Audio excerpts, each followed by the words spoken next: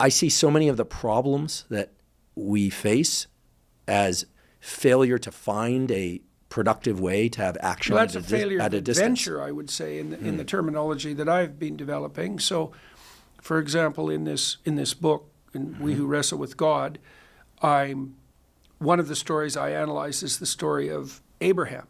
And it's a very interesting story psychologically. I mean, I think it's stunning, actually, and I'll lay some of that out for you and tell me what you think about it. So the divine is characterized in the classic stories of our culture as the ultimate up.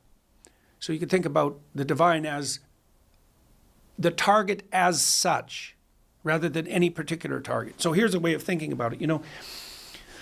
So an ambition will seize you, and then you'll aim at fulfilling that ambition. But once the ambition is fulfilled, a new ambition makes itself manifest, which might be a greater ambition, let's say, if your personality is expansive. And then if you fulfill that, the same thing will happen. So then you could imagine that there's a meta-ambition behind all proximal ambitions. Okay, now the divine characterization of the divine is a characterization of that meta-ambition. That's a good way of thinking about it. So it's something that recedes as you approach it, but it's also the thing that all ambitions have in common.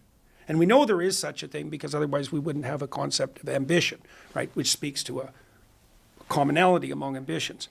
Okay, in the story of Abraham, the divine is characterized in relationship to something like ambition.